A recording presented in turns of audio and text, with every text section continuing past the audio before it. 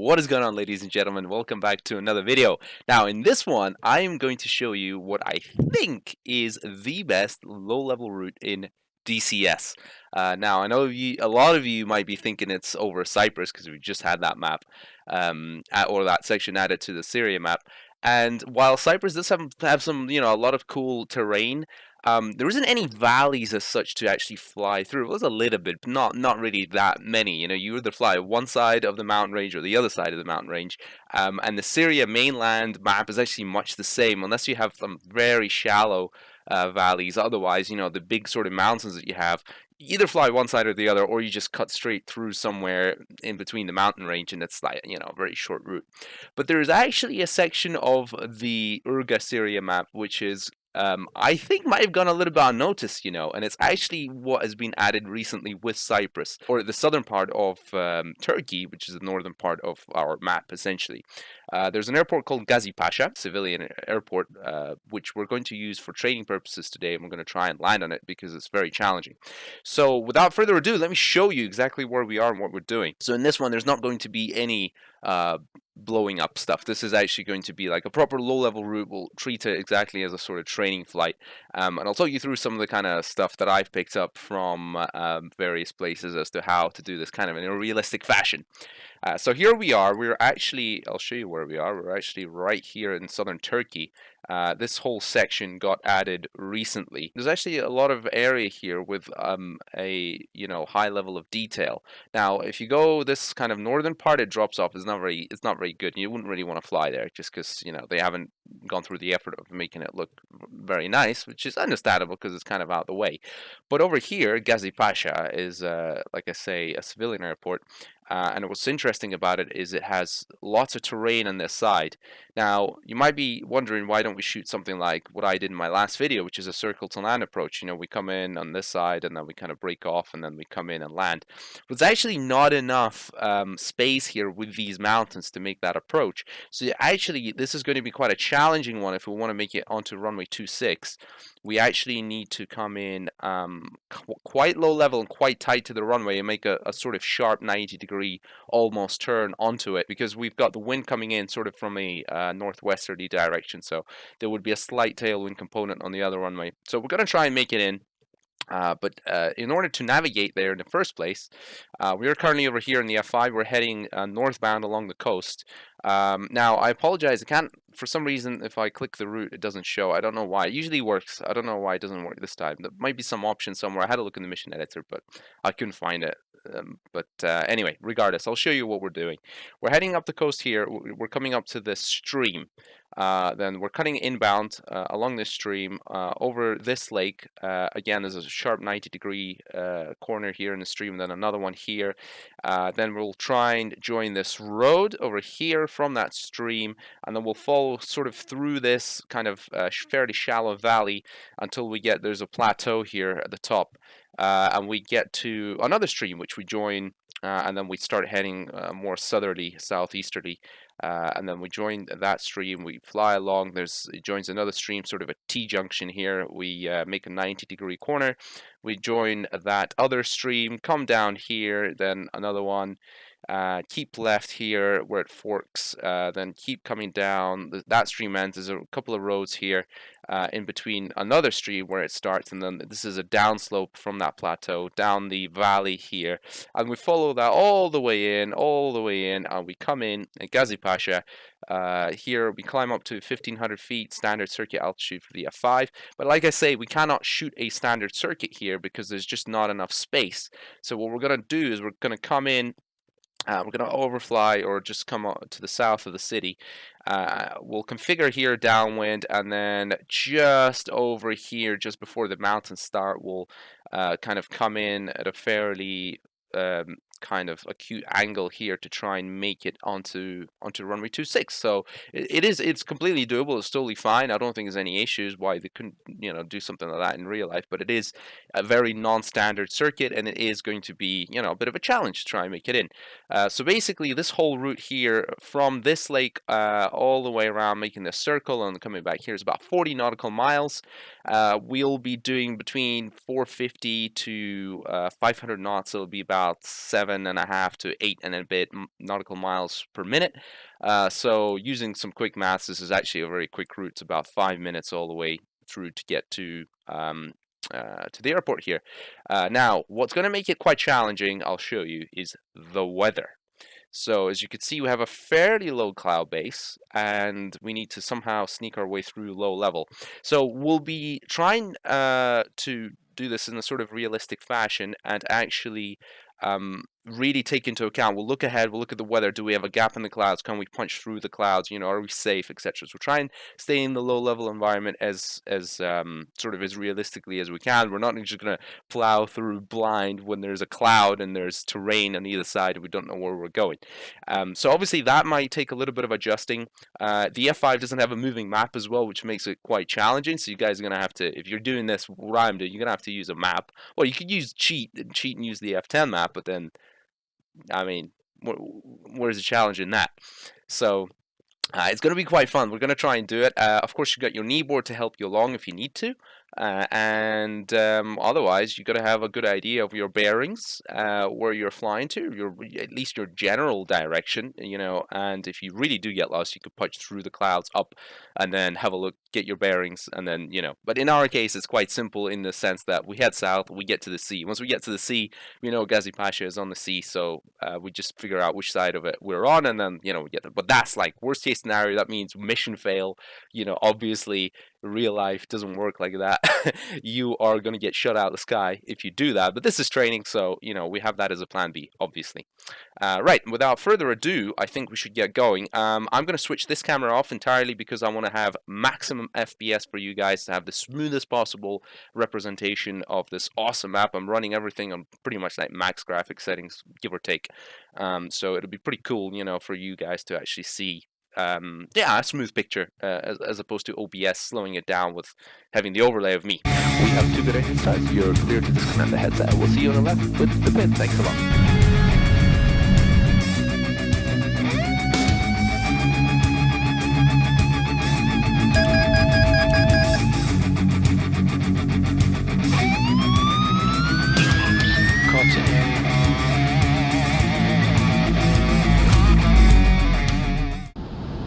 Alright then, so let's go. Now, I've got 316 tuned for the ADF there, for the NGB at Gazi Pasha. Unfortunately, it doesn't work.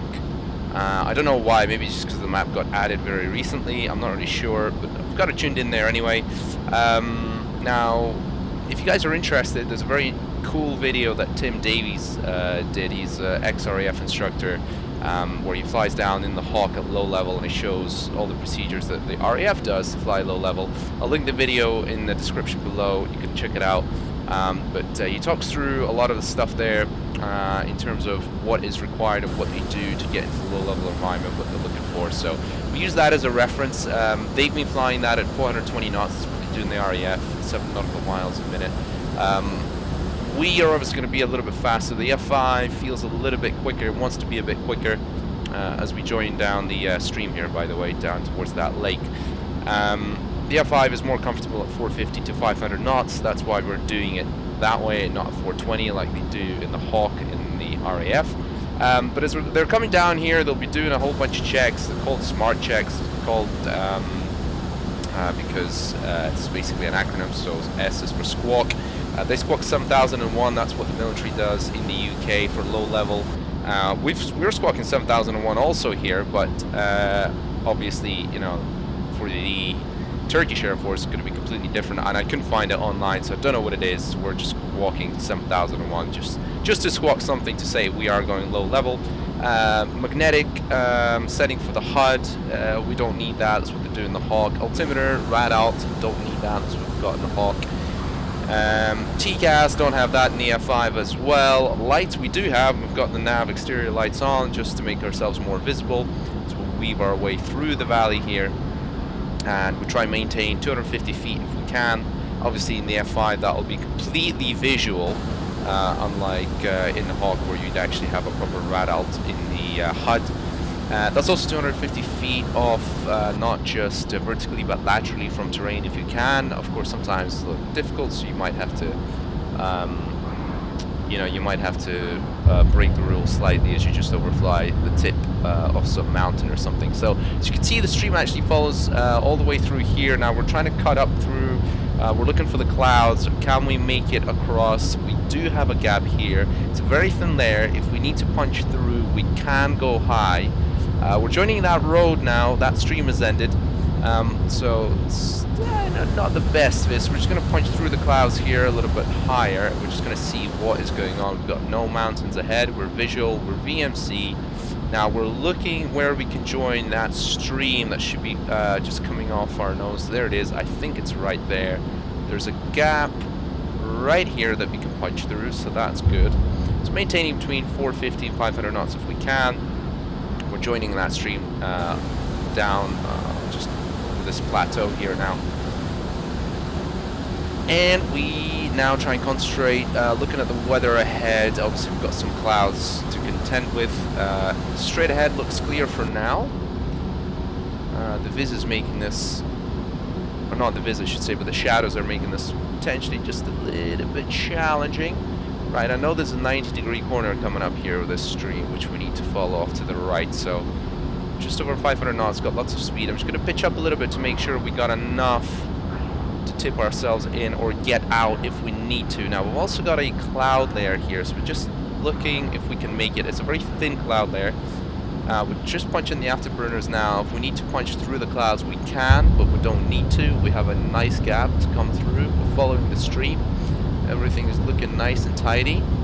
There's a nice gap straight ahead, so we're not worried too much. You can see clear skies that way. Following the stream off now, it forks off, we go to the left. Come off to the left. Quite lucky with the clouds here, just almost just a bit of fog. So it's looking good. Just over 500 knots, just throttle down a touch, you don't need it here. Beautiful clear skies. In reality now, we'd be looking to do some fuel checks. Obviously, you know, in reality, you know, you'd have some waypoints where you would have a fuel calculation and you would check that, make sure you're sort of, I guess, ballpark figure. In the F5, you can do that as well. You can see with max dry thrust, you're burning just about under 6,000 pounds in total, so 3,000 pounds per engine. We currently have over, what is it, over 16,000 pounds there, so that is plenty of fuel to get us across. So now we're just following the valley down towards Gazi Pasha. Like I say, this is the coolest low-level route I think I've discovered in DCS. It's just awesome.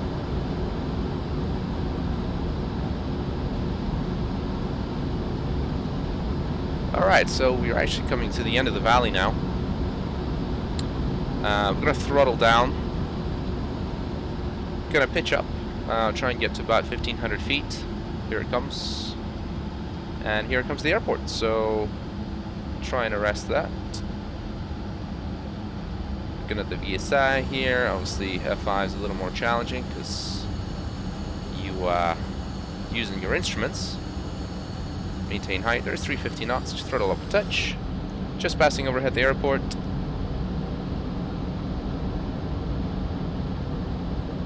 It's looking good.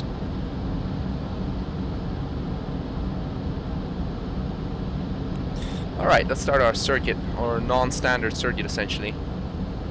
Start to throttle down. Coming over the coastline. Try and maintain that 1,500 feet. Obviously, as you guys can see, I'm a little high, but it's 100 feet high. You may also notice that I'm sitting a little bit higher than what you guys would be used to in 2D flying. Now, the reason I've actually done this is because VR puts you in this position, so if you want to actually fire at something, you got to sort of lean in to see the gun sight, and it's actually a much nicer, more comfortable position to see over the nose in the F5, which is why I do it. I highly recommend, if you guys are flying at 2D all the time, just put the seat a little bit higher so the gun sight's just kind of at the very top there. So we've put the gear down, flaps are full, now flying downwind here.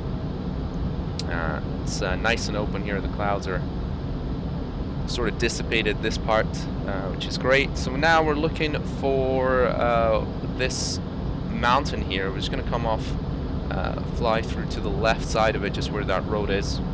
Try and make our circuit. Start our gentle descent. And we're going to keep the speed a little higher. We're going to keep it closer to 200 knots as we make around the corner. Reason being, obviously, is we're going to pull around the corner. We're going to be putting in a lot more alpha onto the airplane, therefore increasing the stall speed. And, you know, obviously that gets pretty dangerous low down. So, best thing to do is keep the speed high. So just ignore the AOA indicator here at the moment. And as you guys can see, it's pretty tight. Can't really make a proper circuit as you would normally. Just gonna have to come in at this kind of funny angle. VR, this would be much more simple because you have this depth of perception right now to try and come around the corner. But obviously 2D is just not quite like that. So again, keeping the speed high. Now you're throttling down. Now you want to kill the speed to try and get to the runway.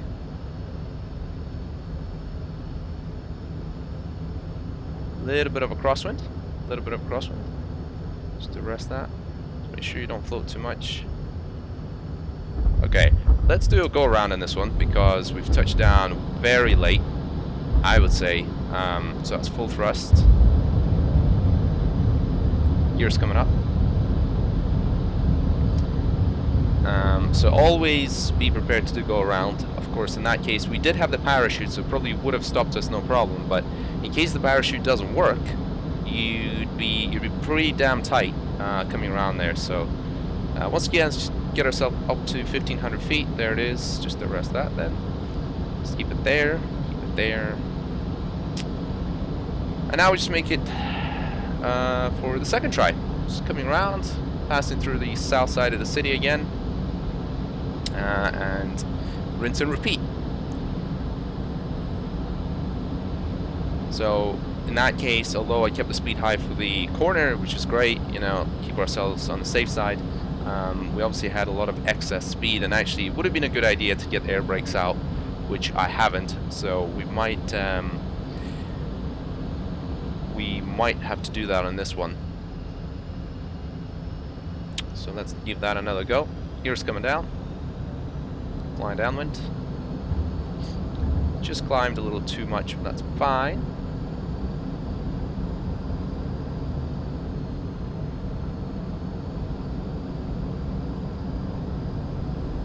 Flaps full.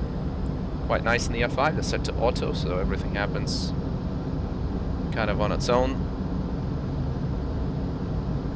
Alright, looking at the fuel. Fuel's good, plenty of fuel. If we need to go somewhere else, still got plenty. Obviously in real life you'd have some better flight planning than what my sort of basic ballpark flight planning is doing. Right, we are configured. Gears down, flaps are full. 200 knots is good. Just gonna keep the speed again, because we'll need it.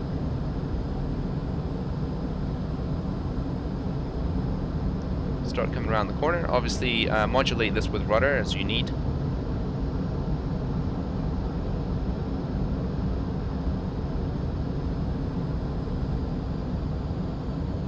Throttling down. Alright, this is looking much better.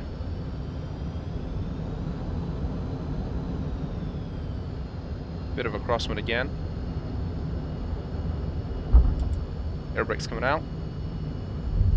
And parachute's coming out. And we're on the ground.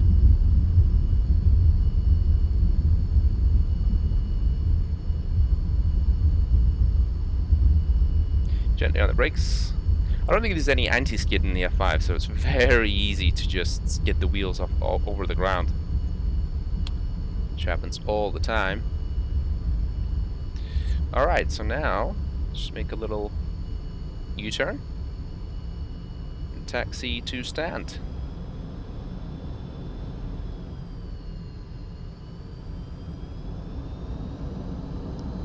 Now the parachute drops off in the F5 at low speed automatically, as far as I understand. You don't have any control over it, which is a bit nonsense, but whatevers. Get the flaps up. Actually, one thing I didn't do was I didn't turn the landing light on when we landed. But anyway.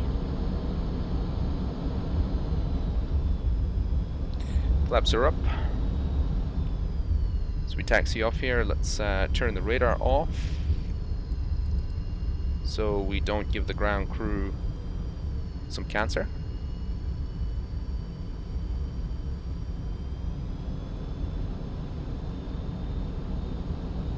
Get the landing light off. Again, just so we don't blind anyone. Obviously at nighttime you would probably have to use it because the F5 only has a taxi and a landing light, which is combined. Some Cobras, some Turkish Cobras.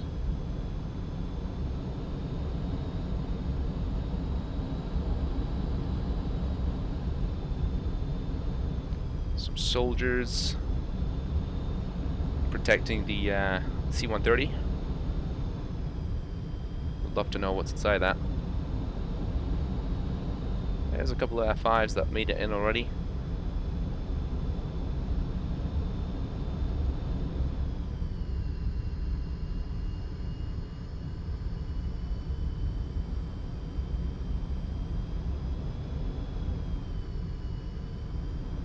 Now we're taxiing to our stand. I do love the F5, I gotta admit, even though I do think it has some significant shortcomings in terms of flight, in terms of the flight model versus what I think it would be in real life. But nonetheless, it does feel really awesome. It really feels like a proper airplane when you fly it. You know, it doesn't feel like fly-by-wiry, if you know what I mean, like the F-18 or something like that. It is a beautiful airplane. Just a little pocket rocket hot rod. Alright, so I guess that's it then. I hope you've enjoyed this video, folks. Now I think for the next one I'll probably fly the same thing but in VR. I will put that up. If I don't speak or say anything, I realize that I can make VR pretty smooth, the image. So I might give that a shot. But for now, please subscribe for future videos if you're interested. If you guys know of any cool low-level route, then please, by all means, let me know, because I love this kind of stuff. So if there's anything, you know, especially obviously on the Syria map, because, you know, the Caucasus is okay, but it's all a bit samey. Just doesn't look quite as cool or as realistic, I think, as the Syria map does, you know, with all the trees, roads, and all the little details. So if you guys know of any other cool low-level part to fly through, then by all means comment down below. That would be amazing. And hopefully you've enjoyed it. Like I say, please smash the like button if you could, and subscribe for future videos, and I'll catch you in the next one. Adios.